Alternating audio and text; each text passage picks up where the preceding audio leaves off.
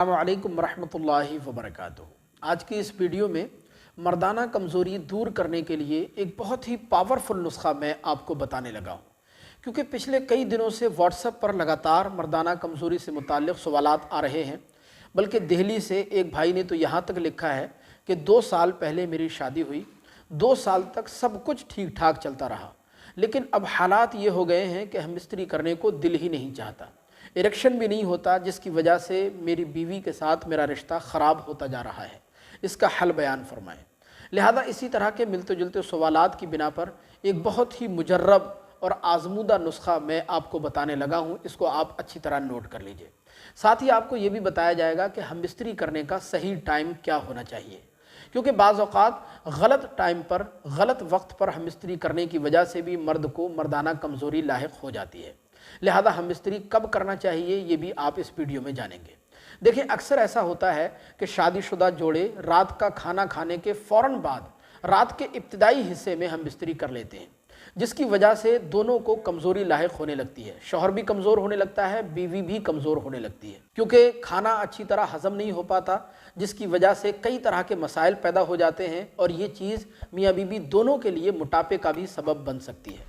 लिहाजा हम इस्त्री का सही टाइम जो है वो रात के 1 बजे के बाद का वक्त है, यानी रात के 1 बजे के बाद जो है वो हम इस्त्री करना चाहिए। अच्छा, रात के 1 बजे के बाद यानी रात के आखिरी हिस्से में हम इस्त्री करने का सबसे बड़ा फ़ायदा ये होता है कि उस वक्त खुराक अच्छी तरह हज़म हो चुकी होती है, आसाब चुस्त दुरुस्त होते हैं और इरेक्शन भी भरपूर होता है। लिहाजा रात के आखिरी हिस्से में हम इस्त्री करना चाहिए। और इसका सबसे बड़ा फ़ायदा एक ये भी है कि जब आप रात के आखिरी हिस्से में हम इस्त्री करेंगे तो आपको बहुत ज़्यादा वक्त तक नापाकी की हालत में नहीं रहना पड़ेगा। इस लिहाज से भी रात का आखिरी हिस्सा हम इस्त्री के लिए सबसे ज़्यादा बेहतर होता है। अब रही ये बात कि बहुत से ऐसे नौजवान कि जो कम उम्री में ही गलत कामों में पड़कर मुश्तज़नी वगैरह करके ख़ुद को बर्बाद कर लेते हैं, फिर वो शादी करने के काबिल भी नहीं रहते और बाज़ औक़ात वो बच्चा पैदा करने के काबिल भी नहीं होते, यानी बच्चा पैदा करने की सलाहियत ख़त्म कर बैठते हैं।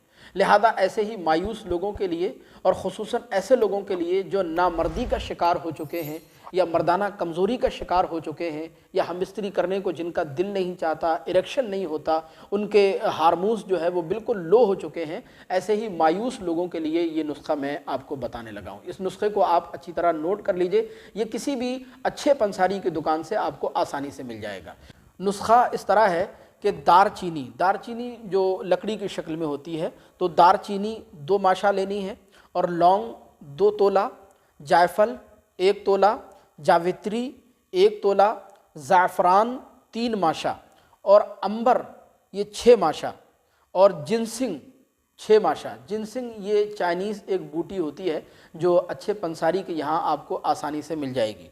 और ताल मखाना 1 तोला, सतावर 1 तोला, मूसली सफ़ेद 3 तोला और कस्तूरी 2 माशा, मग़ज़ बनौला 1 तोला, गोंद कतीरा 1 तोला, सालम मिस्री 1 तोला और मुस्तगी रूमी 1 तोला, सूरंजा शीरी 1 तोला और कुश्ता सोना ये 2 तोला। ये सारी अशिया जितनी भी चीज़ें ये मैंने बताई हैं ये आपको किसी भी अच्छे पंसारी के यहाँ आपको आसानी से मिल जाएंगी। ये सारी चीज़ें जितनी जितनी मिक़दार में मैंने बताई हैं उतनी मिक़दार में आप ले लीजिए। उसके बाद आपको करना ये है कि इनका आप सुफ़ूफ़ तैयार कर लें, यानी पाउडर की फॉर्म में इसको बना लें। उसके बाद हस्बे ज़रूरत ओरिजिनल अच्छा वाला शहद इसके अंदर मिक्स कर दें। फिर ये माजून की शक्ल इख्तियार कर लेगी, माजून की फॉर्म में बन जाएगी। फिर इसको किसी शीशे के जार में, शीशे के बर्तन में इसको आप महफूज कर लीजिए। देखें, ये थोड़ी महंगी तो बनेगी, लेकिन ये बड़ी कमाल की चीज़ है। जब आप इसको इस्तेमाल करेंगे तो आप मुझे दुआ देंगे। किसी भी किस्म का आपका मसला हो, चाहे इरेक्शन ना होता हो, मर्दाना कमज़ोरी की शिकायत हो, नामर्दी की शिकायत हो, या हम इस्त्री को दिल ना चाहता हो, हार्मोन्स लो हो चुके हों, इस एक माजून को आप 1 महीना रेगुलर इस्तेमाल कर लीजिए। फिर आप इसका रिज़ल्ट देखेंगे। इसका रिज़ल्ट इतना ज़बरदस्त है कि आप मुझे दुआ देने पर मजबूर हो जाएंगे। कोई किसी किस्म की कोई दवा आपको खाने की ज़रूरत नहीं पड़ेगी। खाने का तरीक़ा यह है कि एक छोटा वाला चम्मच शाम को सोते वक्त दूध के साथ आपको लेना है, खाना खाने के बाद शाम को सोते वक्त, اور صبح ناشتہ کرنے سے پہلے، ناشتہ کرنے سے تقریباً 1 گھنٹہ پہلے چھوٹا والا چمچ دودھ کے ساتھ آپ کو پھر لینا ہے۔ یہ 2 ٹائم آپ کو اس کو استعمال کرنا ہے اور لگاتار 1 مہینہ استعمال کرنا ہے۔ انشاءاللہ سارے مسائل اسی ایک دوا کی وجہ سے آپ کے حل ہو جائیں گے، کسی بھی قسم کی آپ کو کبھی کوئی شکایت نہیں ہوگی۔ مجھے امید ہے کہ یہ ویڈیو آپ کو ضرور پسند آئی ہوگی۔